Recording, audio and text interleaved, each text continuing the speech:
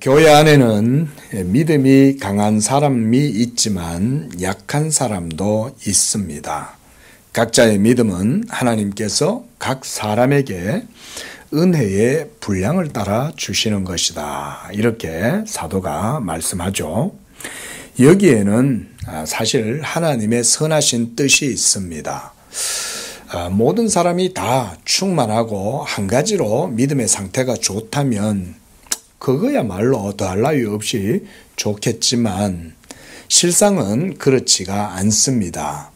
그 안에는 다양한 지체들이 있고 다양한 믿음의 상태가 공존하고 있습니다. 하나님의 선하신 뜻은 뭐냐? 한 몸 된 그리스도의 공동체 안에 있는 각각의 지체들이 그 안에서 하나님의 은혜와 사랑을 누리고 서로 연합하도록 하시는 것이요. 또 서로의 연약함을 돌아보면서 각자의 짐을 지게 하신 것, 이것이 하나님의 선하신 뜻입니다. 자녀를 양육해 보면 요즘처럼 이렇게 한 자녀, 두 자녀 이렇게 있는 집은 그런 걸 또 배우기가 쉽진 않겠지만 예전에는 보면 얼마 전에 목사님들 모임에 갔더니 형제들이 12명이래요. 옛날에는 그러니까 많이들 낳으셨잖아요. 그렇죠? 저 같은 경우는 저희 집은 2남 2녀였는데요. 저희 주변의 이웃들 한 동네 살던 분들 중에는 보면 6명, 7명도 있었어요. 그 정도는 흔했어요. 12명이면 그때 당시에는 아주 놀랄 만한 일은 아니었어요. 그러다 보니까 한 번씩 집에 무슨 일이 있어가지고 한 가족이 모이면 전체 모이면은 엄청나대요. 한 40명씩 모인다는 거예요. 40명씩. 예. 12명이나 되니까. 예. 누나, 동생, 여동생 가정까지 다 모이면 한 집안이 아주 그냥 꽉 차는 거죠. 예.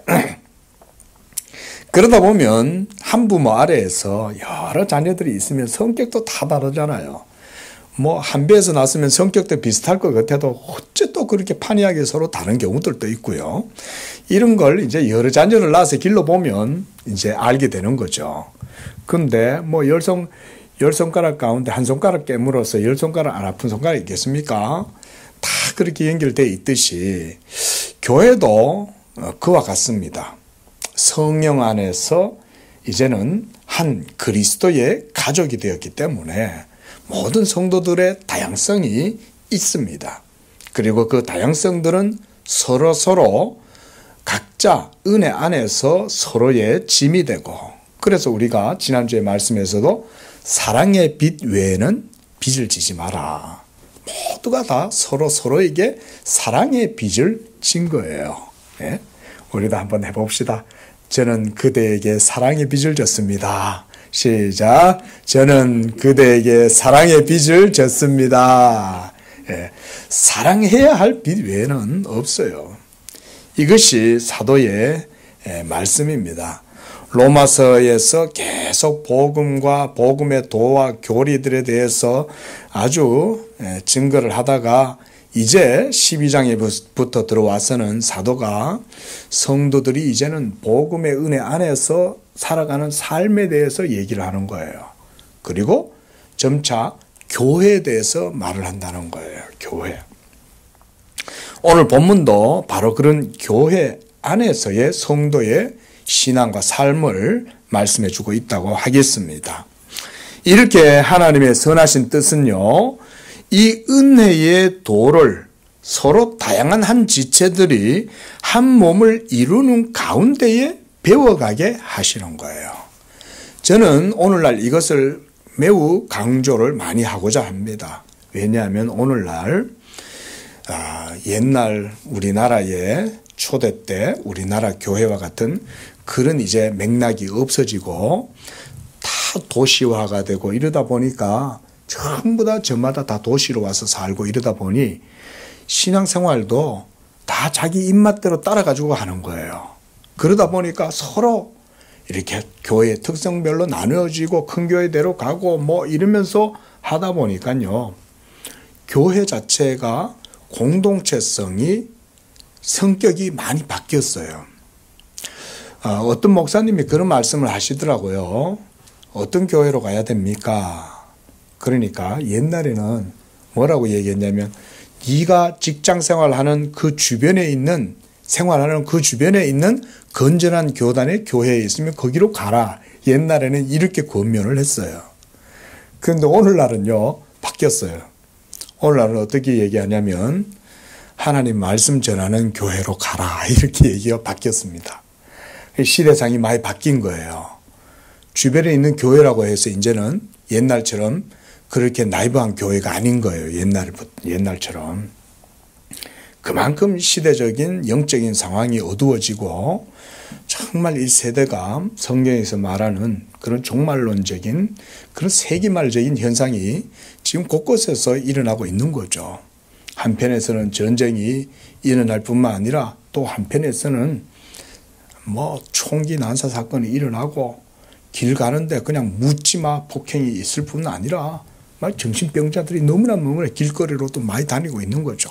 마약 환자들도 있고 마약과 술에 취해가지고 차를 갖다가 아무데나 몰고 들어가서 박아버리고 완전히 광분에 휩싸인 시대 속에 살아가지 않습니까? 이런 시대 속에서 참 이게 우리가 진리를 따라서 예수를 믿고 이 순례자 성도의 길을 걸어간다는 거 참 쉬운 일이 아니죠. 그래서 도리어 이러한 때일수록 저는 이런 교회론이 강조가 되어야 된다고 생각을 합니다. 치료책은요 공동체 안에 있어요. 여러분 집에서요 컵라면 먹으면서 이 설교 저 설교 다 들어본다고 절대 영적으로 건강해지지 않습니다. 여러분 이거 잘 아셔야 됩니다. 그건 미련한 거예요. 와가지고 서로의 짐을 지고 지체를 보고 연약함을 보고 위로해주고 격려받고 서로 함께 손도 잡아주고 웃어주고 이렇게 하면 그게 사실은 치료거든요. 우리 심리적으로 봐도 그런 게 치료 아니겠어요? 그런데 그러고만 있으면은 이게 영적으로 성장하는 게 아니라 퇴보하는 거예요. 그렇게 하면 할수록 이 문제가 되는 거예요. 그 현대인들이 이 교회의 공동체성을 모르니까 그런 거예요. 현대 교인들이. 근데 여러분 영혼들은 그렇지 않습니다. 불씨도요 혼자 놔두면 살지 못합니다. 그렇죠? 근데 불씨가요 한테 모여 있으면 계속 그 온기가 유지가 될 수가 있습니다. 하나님께서 왜 이 지상에 교회를 기구로 세우셨겠어요? 우리가 교리적으로 말하면 가시적 교회잖아요. 그렇죠? 비가시적 교회인 무형교회는 하나의 카톨리카, 하나의 교회지만 그러나 지상에 보이는 이 교회들은 다양한 성격과 특징들을 가지고 지역적으로 다양한 형태로 교회들이 있어요. 그러나 그들 모든 교회들은 다 그리스도 예수를 믿는 하나의 교회죠. 하지만 이 가시적 교회 속에는 다양성이 있고 차이가 있는 거예요. 그들 속에. 그 차이 속에서 하나님은 은혜의 도에 순복하기를 원하시는 거예요. 우리는 보통 다르면 배격하고 다르면 판단하고 다르면 뭔가 거리를 두고 격을 두고 이런 식으로 하기가 쉽잖아요. 그런데 여러분 그리스도 안에서는 그렇지 않습니다. 그리스도 안에서의 다양성은요 도리어 이기적 유전자가 아니라 이타적 유전자가 되는 거예요. 예? 그리스도 안에서는. 이게 하나님의 섭리고 하나님의 방식이에요.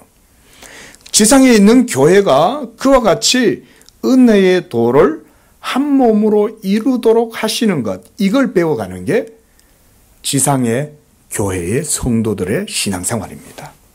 저는 이걸 참 많이 강조하고 싶어요. 믿음이 강한 사람은요, 지식으로 그의 양심이 연단을 받아서 무엇이든지 거리낌이 없이 행할 수가 있어요. 그리고 그에게는 자유함이 있고 담대함과 확신이 있습니다. 이게 믿음이 강한 사람의 특징이에요. 하지만 믿음이 연약한 사람은 아직 진리의 깊은 도에 이르지 못했기 때문에 그의 양심의 지식이 약한 상태에 있어요.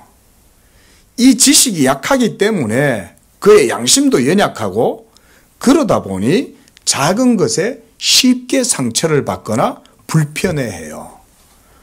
그거 별거 아닌데 다른 사람이 봤을 땐 별거 아니에요.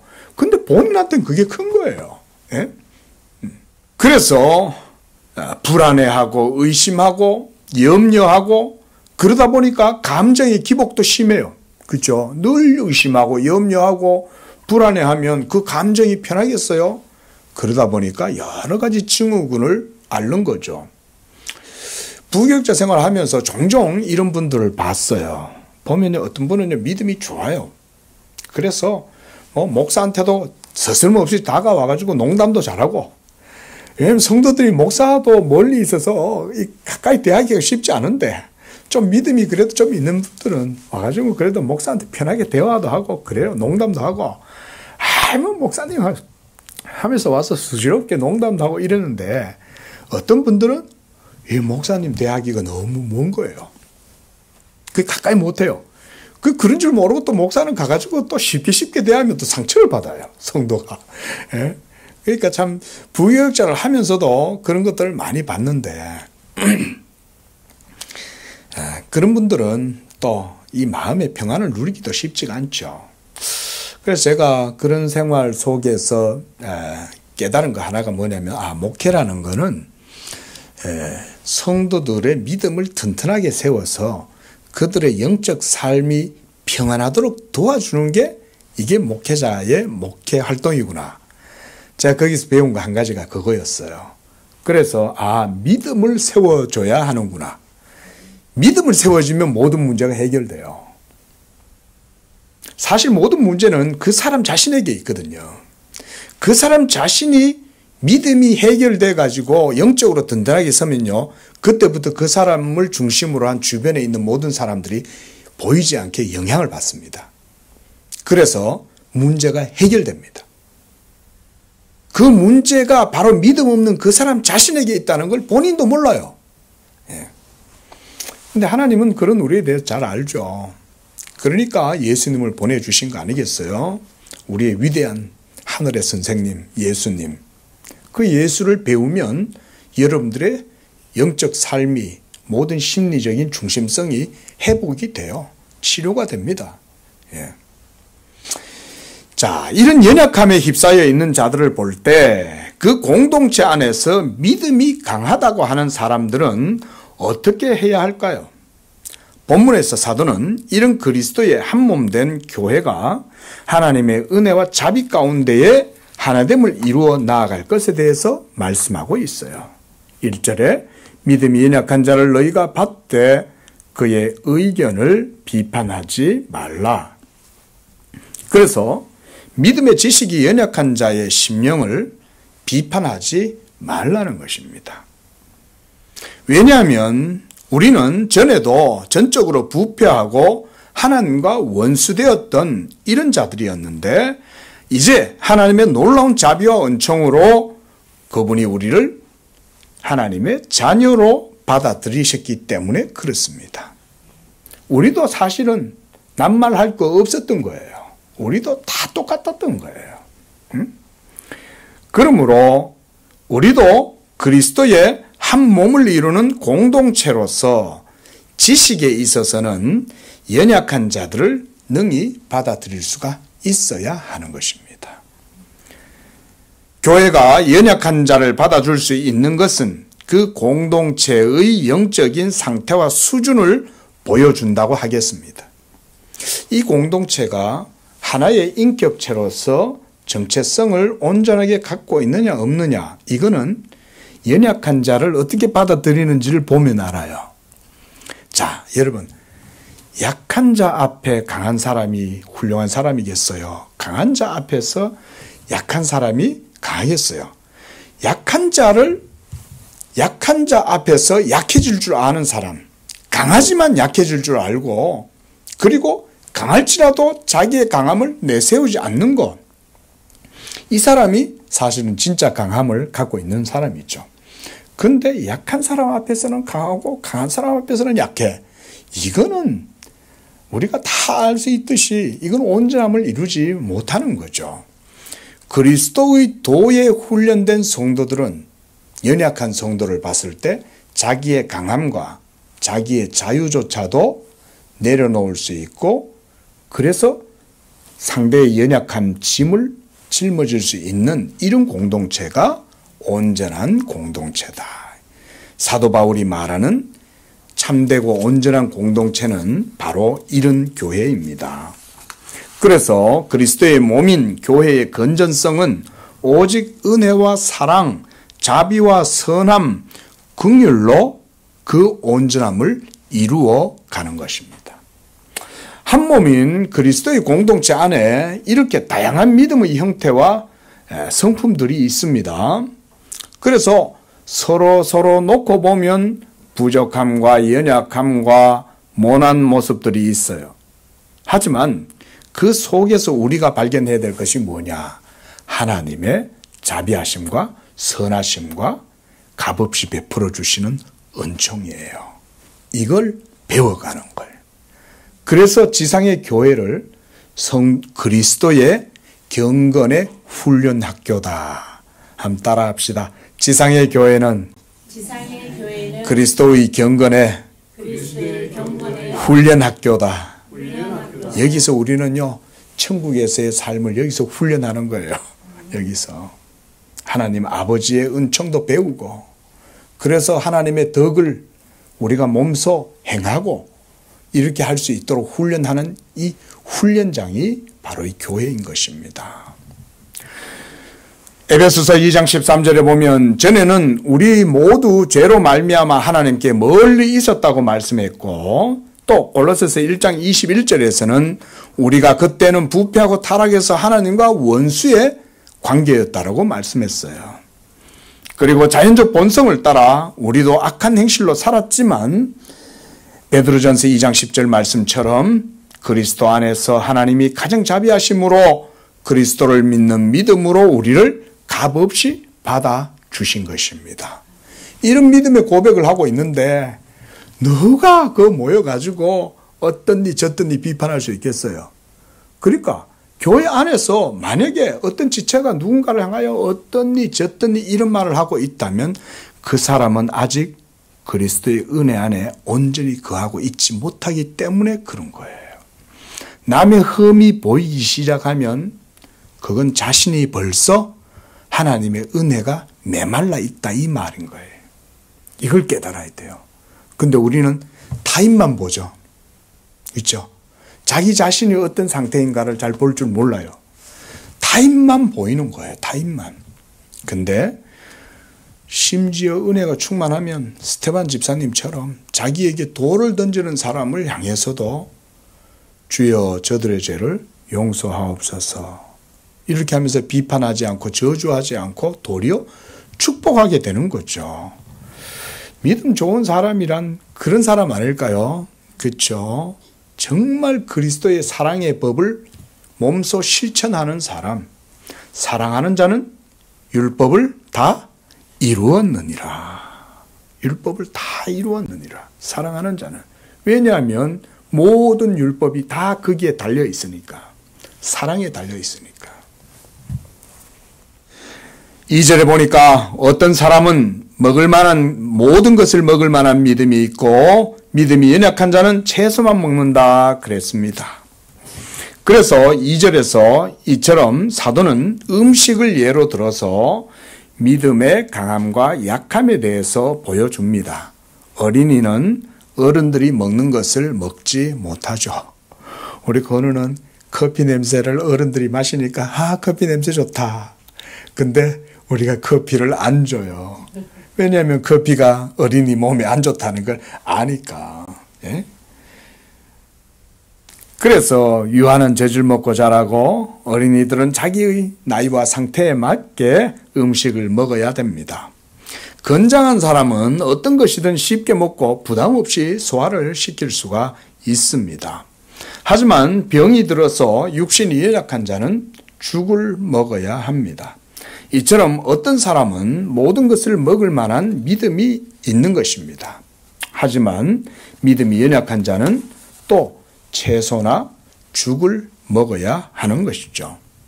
강하고 딱딱하고 질긴 음식을 먹을 수 있는 장성한 믿음의 사람은 연약한 어린아이와 같이 젖을 먹거나 죽을 먹거나 채소를 먹는 사람들을 업신여기거나 비판해서는 안 되는 거죠. 도리어 그들의 연약함을 볼 때 자신도 하나님 앞에서 저렇게 연약하고 부족하고 흠이 많은 자였다는 사실을 생각을 하라는 것입니다. 누구든지 완전한 사람은 없어요. 스스로 완전하다고 생각하는 바로 그 순간 사실 그 사람은 넘어지는 사람인 거예요. 누구든지 선줄로 생각한 즉 두려워해라. 자기가 섰다라고 생각하는 그 순간 우리는 넘어지게 되어져 있어요. 우리는 주님 앞에서는 그날까지 오뚜기처럼 왔다 갔다 그러면서 항상 그 가운데에서 은혜의 도를 배워가는 거예요. 이게 우리의 연약한 심령들이에요. 누구든지 완전한 사람은 없어요. 보다 딱딱하고 튼튼한 사람이 있을 뿐이에요. 그런데 그 사람이 딱딱하고 튼튼하면 그 사람은 다른 사람들을 위해 군림해야 되겠습니까? 아니죠. 딱딱한 나무는 지팡이가 되는 것입니다. 지게를 넘어지지 않도록 딱 받쳐주는 지렛대가 되는 것입니다. 딱딱한 것은 그런 데에 사용하는 거예요. 그래서 한 믿음이 연약한 사람들도 이제는 믿음이 강하고 그리고 담대함과 자유함 가운데에 확신 있는 자들에 대해서 비판하거나 판단하지 말라는 말씀도 덧붙이고 있습니다. 믿음이 강한 사람은 연약한 사람들을 쉽게 판단하지 말고 믿음이 약한 사람들은 믿음이 강한 사람에 대해서 아무렇게나 또한 판단하지 말라는 거죠. 왜냐하면 각각의 믿음의 상태는 하나님께서 각각의 믿음의 분량에 따라 지혜롭게 생각하고 주신 은혜의 분량에 따라 감사하면서 겸손 가운데 진리를 배워가게 하시고 또 그 가운데에서 서로 하나가 되어서 온전한 사람을 이루어 가시도록 하는 것이 바로 하나님의 뜻이기 때문에 그래요. 그 안에서 복음의 도를 배우는 거예요. 여러분, 우리가 교리를 배우고 신앙 지식을 배우지만 그 지식은요, 영적인 지식입니다. 영적이란 말 속에는 도덕적인 의미가 있다고 늘 말씀드리죠. 그렇죠? 도덕적이고 윤리적인 거예요. 그래서 영적 지식이 온전해질수록 도덕적으로 온전한 사람이 되어져 가고 윤리적인 사람이 되어지는 겁니다. 그 말인즉 무슨 말이냐? 성인 군자가 된다는 말보다는 사랑할 수 있는 힘을 갖게 된다 이건 거예요. 양보할 수 있고 손해볼 수 있고 배려할 수 있고 타인을 받아들이고 이해할 수 있는 그런 마음을 가지는 게 영적인 지식이 쌓여간다는 걸 의미하는 거예요. 이걸 결코 우리가 잊어서는 안 돼요. 기독교는 지성주의가 아니에요. 지식을 추구하는 신앙이긴 하지만 지성주의나 교조주의는 성령의 능력을 나타내지 못해요. 성령의 능력은 사랑하는 데서 드러나요. 이런 우리 양재교회가 되실 수 있기를 축원합니다. 이런 교회로 이 교회가 튼튼히 세워져 가야 하겠습니다. 우리 에베소서 4장 7절, 13절, 16절 말씀을 찾아서 보도록 하겠습니다. 에베소서 4장 7절 시작. 우리 각 사람에게 그리스도의 선물의 분량대로 은혜를 주셨나니. 자, 그 다음 13절입니다. 시작. 우리가 다 하나님의 아들을 믿는 것과 아는 일에 하나가 되어 온전한 사람을 이루어 그리스도의 장성한 분량이 충만한 데까지 이르리니. 자, 16절 말씀입니다. 시작. 그에게서 온 몸이 각 마디를 통하여 도움을 받음으로 연결되고 결합되어 각 지체의 분량대로 역사하여 그 몸을 자라게 하며 사랑 안에서 스스로 세우느니라. 은혜로운 말씀입니다. 정말 은혜롭습니다. 자, 이 말씀을 보십시오. 이 말씀 보니까 특히 16절 말씀에 보면 그에게서 온 몸이 각 마디, 여러분들 지체 한 사람 한 사람을 얘기해요. 서로가 도움을 받는 거예요. 그렇죠? 발이 없으면 설 수 없고 다리가 없으면 뛸 수가 없는데 예? 팔이 뛸 수가 있겠냐고요. 다리가 있어야 뛰는 거죠. 머리가 없으면 생각을 할 수 있겠습니까? 귀가 있어야 듣죠. 눈이 없이 입이 먹을 걸 찾을 수 있겠냐고요. 이와 같이 서로 도움을 받고 연결되고 결합이 되어 있어서 각 지체의 분량대로 역사하는 거예요.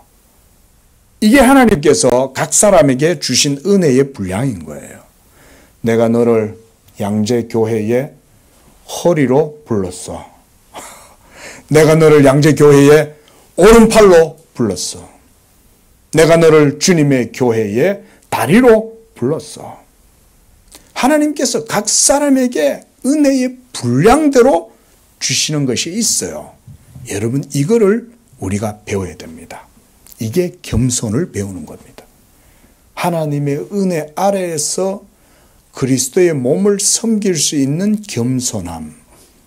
이 겸손함이 항상 유지가 되기 위해서는 그리스도께 대한 믿음이 항상 그 가운데 유지가 돼야 돼요. 그리고 하나님은 이 믿음을 각 사람의 부르심의 은혜의 분량대로 허락해 주시는 겁니다. 그러니까 연약한 사람도 우리가 판단할 수가 없는 거죠. 왜냐하면 연약한 사람은 하나님이 그 사람을 그렇게 부르셨기 때문에 그의 연약함을 믿음이 강하다고 아무렇게나 판단해서는 안 되는 거예요. 또 믿음이 연약한 사람도 어떤 사람은 또 믿음이 강해가지고 막 아무렇게나 쉽게 행동을 하고 말을 막 해요. 그럼 그게 자기한테는 굉장히 이렇게 거슬린단 말이에요. 저 사람 왜 저러지? 나 별로 말도 하고 싶지 않은데 뭐 저렇게 와 자꾸 친한 척하고 저러지? 이러면 하겠지만 또 그런 것도 그걸 가지고 판단하거나 뭐라고 할 필요도 없어요. 왜냐하면 그 모든 것들은 다 이제 그리스도 안에서 온전함을 이루어 나아가는 과정이기 때문에 그렇습니다. 그래서 3절 보세요. 먹는 자는 먹지 않는 자를 업신여기지 말고 먹지 않는 자는 먹는 자를 비판하지 말라. 자, 이 말씀을요, 우리가 초대교회의 배경 지식을 조금 아셔야 돼요. 자, 가장 큰 주제는 뭐냐면 율법에서 복음의 신앙으로 이행되는 과정이 초대교회 당시였어요. 율법을 따라서 오랜 동안 하나님을 섬겼던 유대민족의 그 종교가 이제는 예수 그리스도로 말미암아 신약으로 이행되는 이 과정 속에 율법의 모든 의식법들이 폐해지고 도리어 율법의 정수, 핵심이 복음을 통해서 완성이 됐죠. 그래서 이제는 율법 가운데 음식 먹는 것, 제사법, 그래서 음식도 정결한 음식과 부정한 음식을 나눈 구별법, 이런 것들도 다 폐지가 된 거예요. 더 이상 그리스도 예수 안에 있는 자들에게는 선한 음식, 나쁜 음식 이런 게 없어요. 그저 먹고 먹기에 역겹고 몸에 좋지 않으면 안 먹으면 되는 거지 굳이 그거를 거룩한 음식이다, 이건 부정한 음식이다 이렇게 할 것이 없어요. 이런 어떤 시대적인 상황과 배경이 초대교회 당시에 있었던 겁니다. 그런데 이제 모세의 율법이 다 폐하여지고 그리스도 예수를 믿는 믿음 하나만으로 기독교가 세워진다라고 하는 이런 가운데 사도가 그들에게 이런 얘기를 지금 하고 있는 거예요. 또 하나는 뭐냐면 절기죠. 안식일. 안식일도 율법으로 말하는 안식일은 폐하여졌죠. 더 이상 사베스데이는 없어요. 이제는 롤드스데이만 있는 거예요. 근데 그 롤드스데이도 하루만 지킬 거냐, 1년 365일 지킬 거냐 라고 하는 문제도 생겨나게 된 거예요. 그래서 5절에 보면 어떤 사람은 이 날을 전날보다 낮게 여기고 어떤 사람은 모든 날을 같게 여기나니 그랬어요. 우리에게 주일은 썬데이, 하루만 주일입니까? 사실은 성숙한 믿음의 사람은 1년 365일이 사실은 주의 날이죠. 그렇죠? 그런데 사실 우리가 그 정도로 완성된 믿음의 삶을 살아갈 수 있나요? 사실 어렵죠. 그렇죠? 1년 365일이라고 해놓고는 말은 그렇게 하고 해도 실제로 또 그게 잘 안 되죠. 그래서 또 주일이 있어야 돼요. 그래서 한 날을 정해야 돼요. 이 날이 정해져 있고 그래서 우리는 육체적으로 그리스도 안에서 한 날을 정해서 형식적으로 딱 지켜야 이게 또 온전함을 이룰 수 있지. 이게 참 이 믿음의 이 신앙의 상태와 자유를 따라서 행하는 거예요. 이런 문제들이 있는 거예요. 그런데 우리가 이걸 이제 비본질적인 문제다 해서 우리가 아디아포라다 이렇게 말을 합니다. 비본질적인 문제이긴 하지만 비본질적인 문제도 아주 극심해지면 자칫하면 믿음을 상하게 할 수가 있어요. 그래서 우리가 늘 주의를 해야 되는 거죠. 자, 먼저 우리가 3절과 4절의 내용을 한번 보십시다. 거기에서 이 그리스도 교회에 속한 한몸된 성도들이 서로 피차 없이 여기거나 비판해서는 안 된다고 말씀해요. 왜냐하면 하나님께서 그리스도 안에서 여러분들의 모든 죄를 간과하시고 믿음으로 의롭다고 해주셨기 때문에 이제 믿음으로 성령 안에서 한 몸을 이루어가는 그리스도 교회의 성도들은 비판하거나 없이 여기는 것은 그 자체로 그리스도 몸의 균열을 일으키는 것입니다. 그리고 이 균열이 점차 극심해지면 결국 분열로 치닫게 되는 거예요. 균열되면 어라 위험하다 하다가 나중에 분열이 되는 거죠. 참 우리 한국 교회도 보면 이런 분열을 엄청나게 겪었어요. 지금도 마찬가지고 교파와 교단들이 얼마나 많은지 몰라요. 그렇게 참 다 나뉘어지고 이리저리 다 갈려져 있는 그 속에서 진리를 찾는다. 참 거의 어떻게 보면 참 불가능에 가까운. 그래서 교회가 서로 나뉘어지고 찢어지니까 그것 때문에 상처받아가지고 교회 안 나가는 성도들도 꽤 있습니다. 예. 교회 가보니까 맨날 싸움질이나 하고 삿대질이나 하는데 내가 그거 뭐하러 가냐. 이래가지고 교회 안 나오는 성도들도 있어요. 안 나오는 분들도. 근데 그런 것 속에서 참 우리가 진리를 믿는다. 이게 참 쉬운 일이 아니죠. 얼마나 힘들겠어요. 진리를 찾는다는 게 정말 모래사장에서 바늘 잡는 것과 같지 않겠습니까? 에베소서 4장 3절은 그래서 성령의 하나 되게 하신 것을 힘써 지키라 이렇게 말씀했어요. 하나를 이루는 것은 이처럼 힘을 써야 되는 것입니다. 그리스도의 공동체가 그리스도의 몸으로서 한 몸을 이루려면 이 연합체는 힘써야 돼요. 힘쓰지 않고 자연적 상태로 그냥 가만히 내버려 두면 하나가 될 수 없어요. 서로 갈려지고 나눠지고 그래서 그냥 깨지는 거예요. 모래 부스러기처럼.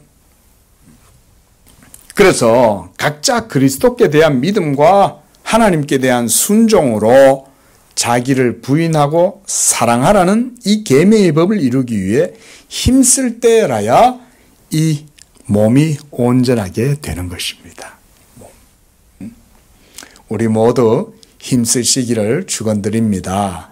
힘쓰십시오. 이게 힘쓰면요 타인을 유익하게 함도 있지만 자기 자신도 사는 거예요. 그렇게 하면서. 왜냐하면 서로 지체가 다 한 몸이 돼야 되니까. 예?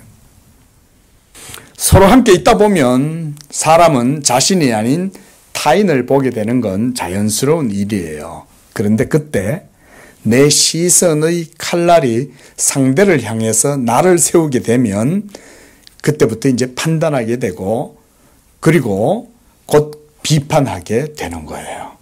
저 사람 왜 저래? 저 사람 성격 왜 저렇게 별나지? 왜 말이 많아? 너무 신경질적이야. 뭐 저거 가지고 저렇게 예민하게 굴지? 너무 설쳐대. 에? 저 사람은 도대체 뭐 하는 게 뭐야? 아무것도 안 하네. 뭐 이런저런 모습들이 자신의 가치 판단의 기준으로 난도질을 당하는 거죠. 이렇게 판단하고 비판하면 그때부터 문제는 서서히 이 몸이 균열이 생겨나게 된다는 거예요. 그러므로 교회 균열의 원인은 각 사람이 하나님의 은혜의 통치 아래에 겸손하게 순복하지 않기 때문에 일어나는 것입니다. 어차피 우리 모두는 사실은 모래주머니 같은 자들이에요. 우리는 갖다 놓으면 하나가 될 수 없어. 특히 한국 사람들 더 심하죠. 그렇죠? 한국 사람들 두세만 모이면 파당이 생기다. 그렇잖아요. 우리들도 그걸 다 경험으로 알지 않습니까? 본성적으로 우리는 사랑할 수 없기 때문에 자기의 열기를 타인에게 줄 수 없는 거예요. 에? 양들은 추우면 모인다는데 염소들은 추우면 서로 떨어진다잖아요. 에? 왜냐하면 내 열기를 쟤한테 주고 싶지가 않으니까. 교회는요, 하나님의 은혜의 도의 통치를 따라 서로 사랑하라고 하는 이 최고의 법을 이루기 위해 하나님께서 연약한 자들을 불러서 한 곳에 두시는 거예요. 그래서 서로 각자의 짐을 지고 그리스도의 은혜의 도를 배우게 하시는 것입니다. 우리 말씀 한 구절 더 찾아보겠습니다. 갈라디아서 6장 2절 말씀입니다. 시작. 너희가 짐을 서로 지라 그리하여 그리스도의 법을 성취하라. 그리스도의 법이 다 성취가 됐는데 뭘 또 성취를 할 게 남았냐? 그런 얘기가 아니라 그리스도께서 성취하신 그 법에 목적하는 바 사랑을 너희도 행하여 이 사랑을 성취해라 이 말인 거예요. 그게 율법 정신이잖아요. 이 율법 정신의 완전함이 사랑을 통하여 이루어지므로 바로 그와 같이 사랑을 행하라 라고 말씀하고 있습니다.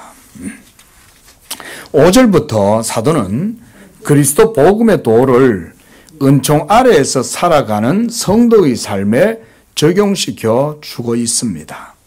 어떤 사람은 나를 중히 여기고 어떤 사람은 모든 나를 같게 여깁니다. 이것은 믿음의 분량에 따라서 성경, 특히 율법의 계명에 대한 해석입니다. 먼저 이 나를 전날보다 낮게 여긴다는 것은 안식일이 중요하냐, 주일이 중요하냐라고 하는 이런 문제가 그들 가운데 있었던 겁니다. 초대교회 때 안식일 날 모여서 여전히 구약의 예법을 따라서 행했던 그들의 예배와 종교적인 모든 의식들이 있었잖아요. 이걸 벗어난다는 건 쉽지 않죠. 우리나라도 성리학이 지배하게 된 게 500년 정도인데 그 500년 성리학의 역사를 벗어나기가 쉽지 않죠. 그렇죠? 유교의 예법을 벗어난다는 게 쉽지가 않잖아요. 어떤 사람은 심지어 뭐 공자가 죽어야 나라가 산다 뭐 이런 식의 책도 쓰던데 여러분 그걸 벗어난다는 게 쉽지 않죠. 하물며 유대인들에게는 얼마나 힘들었겠어요. 더군다나 그 율법은 하나님의 명령의 법인데 그거를 갖다가 내려놓고 예수 믿음으로만 모든 것들이 만족된다, 성취된다 그 생각하는 것 자체가 얼마나 어려웠겠어요. 그래서 사도행전에 보면 예루살렘 총회가 열리죠. 예루살렘 총회에서 안식일 지키는 것에 대해서 어떻게 해야 되느냐라고 하는 의제가 총회에서 얘기가 된 거예요. 이방인들에게 모세의 율법을 지키게 해야 되냐 말아야 되냐라고 하는 이런 신학적인 교리적인 문제를 예루살렘 총회가 막 논의를 하는데 서로 막 이렇게 의견들이 분분하고 막 이럴 때 야고보 사도가 딱 일어나가지고 한 말 하죠. 우리도 능히 지지 못하는 짐을 이방인들한테까지 치우게 하겠냐 이러면서 이방인들에게 모세의 율법을 따라 지키고 할례 받게 하고 그 율법의 계율을 따라서 지켜라라고 하는 것은 그것은 그렇게 하면 안 된다. 그때 이제 그런 결정이 난 거예요. 다만 이방인들이 그들의 난잡하고 문란한 그런 종교적이고 어떤 부도덕하고 비윤리적인 삶에 대해서는 우리가 그것에 대해서는 권계해서 그렇게 하지 말라라는 얘기는 해줄 수 있다. 왜냐하면 이방인들의 삶이 하나님에 대한 법도가 없다 보니까 잔인무도하기도 하고 아주 여러 가지 면에서 굉장히 비윤리적인 것들이 많잖아요. 특히 뭐 막 짐승의 피 같은 거를 갖다가 마신다든지 이런 것들은 오늘날도 안 하잖아요. 오늘날도. 이 양심상으로 벌써 그런 것들은 거리끼는데도 이방인들은 그런 양심조차도 무시하죠. 그런 것들은 하지 말라고 우리가 권하고 모세의 율법을 따라서 하나님 섬기도록 한다. 그렇게 하는 거는 하지 말도록 해라. 이렇게까지 얘기들이 됐단 말이죠. 그러니까 그걸 벗어나서 믿음으로만 의롭게 되어진다는 것, 그것만 추구한다는 것, 이 쉬운 일이 아니었던 거죠. 갈라디아 교회도 사도 바울이 책망을 하죠. 어리석도다 갈라디아 사람들아. 누가 너희로 하여금 율법을 행해서 그것으로 하나님 앞에 의롭다함을 얻는다라고 말했느냐.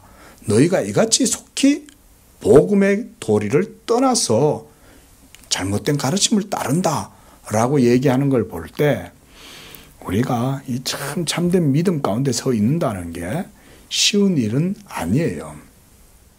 오히려 율법 계명을 지키고 행하여 그 가운데서 뭔가를 의미를 찾고 이렇게 하기가 더 쉽지. 그게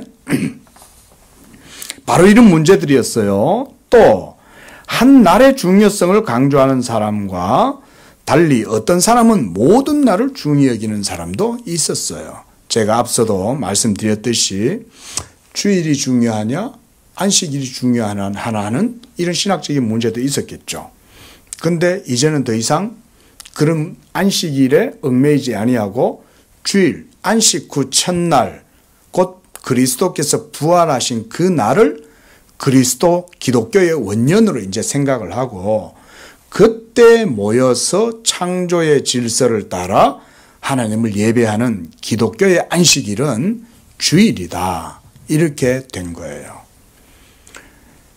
그런데 또 어떤 사람들은 모든 날이 다 중요하지. 또 이렇게 생각하는 거예요. 예? 아니 뭐 주일 하루만 하나님을 예배하는 날이야? 사실은 1년 365일이 다 우리가 예배하고 해야지. 말이 좋지. 그렇게 말이야 이론적으로 해야 가능하지만은 실제로 그렇게 살아갈 수 있는 사람이 얼마나 되겠어요. 오늘날도. 성령 충만한 사람도 그렇게 못 살아요. 응? 여기가 좋사오니 이래서 은혜 받는 게 좋다 그래도 좀 지나면 어느 순간 우리는 저 땅에 또 내려와 있죠. 예? 그게 우리 연약함이에요. 그래서 여러분 하나님께서 지상에 교회를 은혜 가운데 두시는 거예요. 그래서 이 교회에서 한 날을 정해서 모여서 예배하고 그 가운데에서 말씀 듣고 교제하고 그래서 여러분 사도신경 속에 중요한 신학적인 교리적인 주제가 있지만 그 가운데 하나가 뭐가 있어요? 성도의 교제가 있죠. 그만큼 중요한 거예요.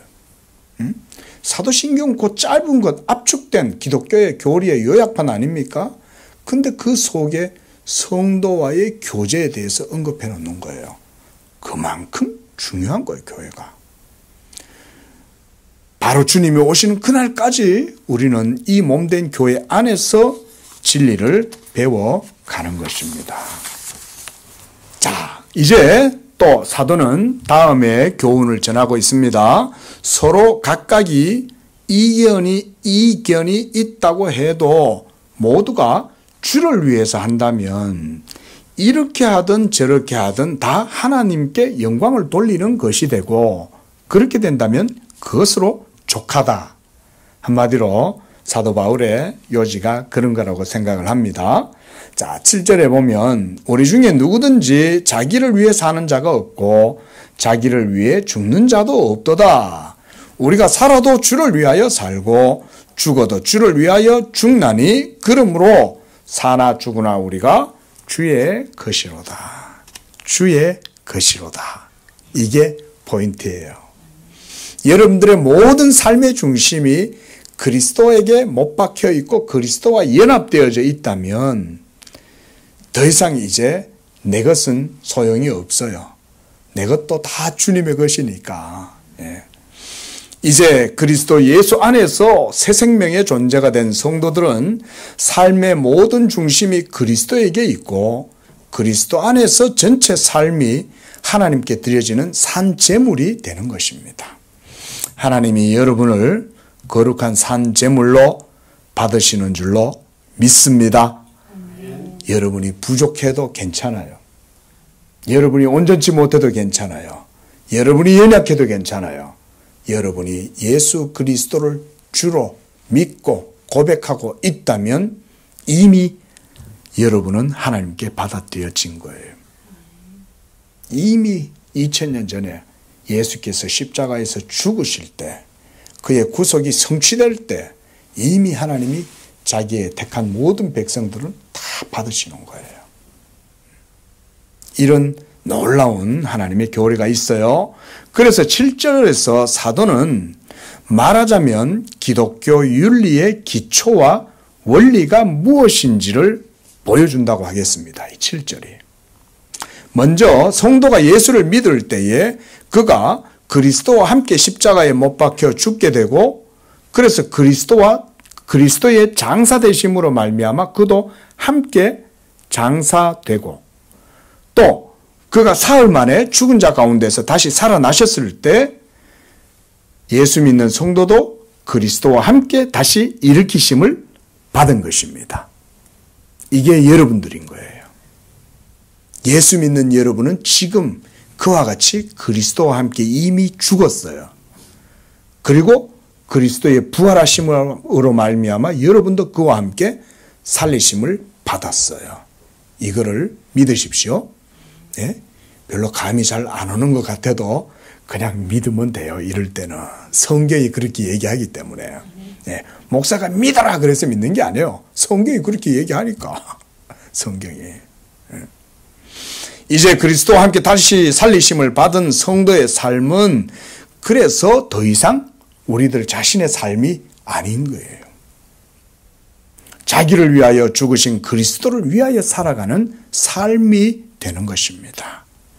우리 갈라디아서 2장 20절 노래 아시죠? 내가 그리스도와 함께 십자가에 못 박혔나니 그런즉 이제 내가 산 것 아니요 오직 내 안에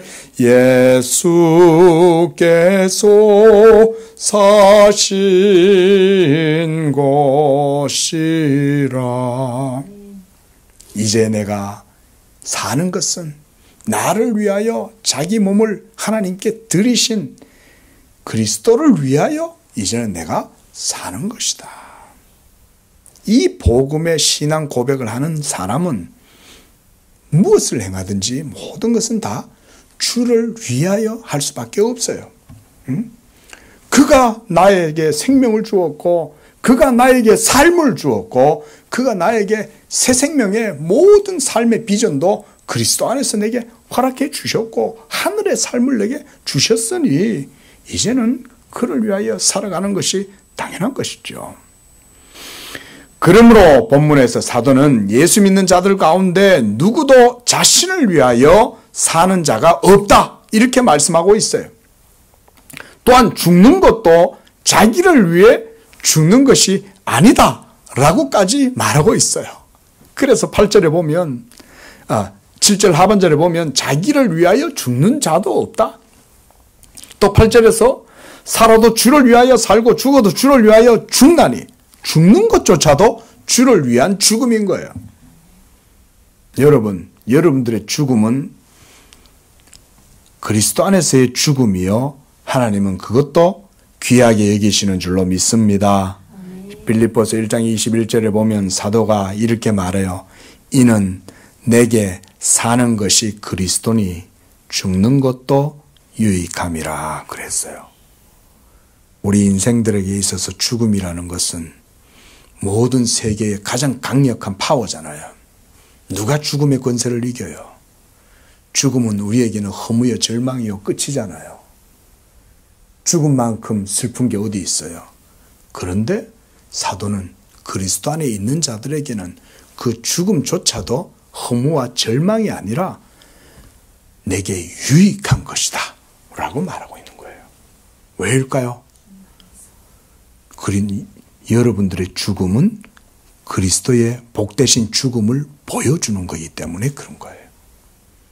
2000년 전에 십자가에서 그리스도께서 죽으신 그 죽으심, 연약하여 로마 군병들에게 사로잡혀서 유대인들에게 배신당해서 죽으신 그리스도의 그 죽으심은 사실은 여러분들의 죽음인 거예요. 예. 그래서 그리스도의 그 죽으심을 통해서 여러분들의 죽음이 드러나고, 그래서 여러분들의 죽음은 그리스도의 죽음을 보여주는 거예요. 그리스도의 죽음은 끝이 아니죠.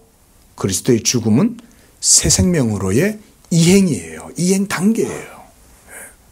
그러므로 내게 사는 것이 그리스도면 내가 죽는 것도 유익합니다. 왜? 죽으면 우리에게는 새 생명의 새로운 삶이 우리에게 기다리고 있기 때문에 그런 것입니다. 믿으시기 바랍니다. 이게 바로 기독교의 복음이에요. 그래서 하나님이 성도의 죽음을 귀하게 여기시는 거예요. 예. 아브라함은 지금 어디 있을까요? 하나님 아버지의 품에 있는 거예요. 나사로는 어디 있을까요? 아브라함의 품에 있는 거예요. 예. 하나님은 산 자의 하나님이지 죽은 자의 하나님이 아니에요. 아브라함과 이삭과 야곱은 지금 다 하나님의 품 안에 있는 거예요. 예수 그리스도를 믿는 자들도 이와 같이 아브라함의 품에 있는 거예요. 우리 모두는 다 자다가 깨면 천국에서 깨게 되는 줄로 믿습니다. 죽음을 너무 두려워하지 마세요. 죽음이 조금 슬플 수는 있어요. 왜냐하면 혈육이 끊어지니까 그 슬픔은 있습니다. 그런데요, 믿지 않는 자들처럼 허망한 인생을 보내는 것처럼 그렇게까지는 슬퍼하지 마라. 기독교는 그래서 기독교 장례식에 가서는 곡을 안 하는 거예요. 오히려 사실은 어느 정도 웃어요. 이렇게. 예? 장례식장 가도 왜? 그가 우리보다 먼저 떠나서 잠시 이별의 아픔은 있지만, 그러나 잠시 후면 나도 또 따라가고, 그러면 다시 그리스도 안에서 우리는 새 생명의 삶으로 하나님 앞에 다 드러나니까. 이렇게 우리가 사는 것도 주를 위한 것이고 죽는 것도 주를 위해 죽게 되는 거예요. 여러분들 죽음 하나조차도 버릴 게 없어요. 그리스도 안에서는 다 하나님께 유익이 되는 거예요. 이렇게 살아도 죽어도 우리 모두가 이제 그리스도의 것이므로 자기를 위한 삶은 없고 오직 그리스도만을 위하여 살아가는 삶만이 우리에게 가치 있는 삶이다. 우리 모두는 그리스도 안에서 이렇게 새롭게 지으심을 받은 자들입니다. 여러분의 삶의 중심, 삶의 의미와 가치, 무엇보다 판단 기준, 이게 교회 내에 가장 큰 문제죠. 상대방을 우리가 안 볼 수가 없어요. 근데 보이면 또 판단한단 말이에요. 판단할 때마다 내가 그리스도와 함께 다시 죽었다는 생각을 해야 되는 거예요. 아, 내가 판단하고 있구나. 내 이 판단하는 눈을 하나님 그리스도의 은혜 아래 내려놓자. 그러면서 자기 스스로 상대방 때문에 내가 겸손해지는 거예요. 예? 상대방은 분명히 연약해. 이 사람 분명히 문제가 많아. 연약함이 많아. 예? 그런데 그 사람의 연약함을 보고 내가 깎이는 거죠. 내가 아직도 저 사람을 사랑하지 못하는 칼날이 내 속에 있구나. 이 판단의 칼날이 무뎌지려면 은혜의 도에다가 그걸 전부 다 깨뜨려야 돼. 은혜의 도에다가. 그래서 9절 보십시오. 바로 그리스도께서 이것을 위하여 죽었다가 살아나셨다는 거예요. 이를 위하여. 우리로 하여금 하나님의 은혜 아래서 온전함을 이루도록 하기 위하여 죽었다가 다시 살아나셨으니 곧 죽은 자와 산 자의 주가 되려 하십니다. 그랬습니다. 이제 10절에서부터 마지막까지는 이제는 결론부에 해당되겠습니다. 그러므로 그대가 어찌하여 형제를 비판하고 형제를 업신여기느뇨. 우리가 다 하나님의 심판대 앞에 설 것이 아니냐라고 말합니다. 우리 모두는 다 마지막 날 최후의 하나님의 심판대 앞에 다 서게 되는 그날이 있는 것입니다. 그래서 11절에 기록되었으되 주께서 이르시되 내가 살았노니 모든 무릎이 내게 꿇을 것이고 모든 혀가 하나님께 자백하리라 하지 않았느냐. 반드시 그와 같이 성경대로 이루어지게 될 것이므로 서로 교회 안에서 한 몸을 균열시키거나 분열시키는 판단하는 죄를 짓지 마라. 판단자는 누구예요? 궁극적으로 하나님만이 판단하시죠. 자, 이제 13절부터는 바로 이런 내용들을 말씀하고 있습니다. 오늘 여기까지 보고요. 기도하겠습니다. 자비로우신 주 하나님 아버지, 지금도 살아계시고 준엄한 율법의 공의로 모든 세계를 심판하시지만 그리스도 예수 안에 있는 자들에게는 하나님께서 자비로 은혜로 통치하시고 하나님의 택하신 백성들을 은총 가운데 붙들어 주시는 줄로 믿습니다. 그러나 우리는 연약하여 양떼들처럼 서로 사랑하기보다는 나뉘어지기가 쉽고 서로 판단하기가 쉽고 서로 자기 자신을 남들보다 낮게 여기는 이런 교만함이 우리 속에 여전히 역사하고 있습니다. 그러나 거룩하신 주님이시여 이 양재교회와 성도들을 축복하여 주시고 성령으로 역사하사 우리 성도들은 서로 남을 나보다 낮게 여길 뿐만 아니라 각자의 짐을 질 뿐 아니라 상대방의 연약한 짐도 져줄 수 있는 그런 온전한 믿음의 성도들이 되게 도와 주시옵소서. 그리하여 그리스도의 법을 성취하고 하나님의 율법의 온전한 뜻인 사랑을 이루어서 하나님을 기쁘시게 하는 그런 온전하고 복된 교회가 되도록 축복해 주시옵소서. 거룩하신 예수님의 이름으로 기도합니다. 아멘.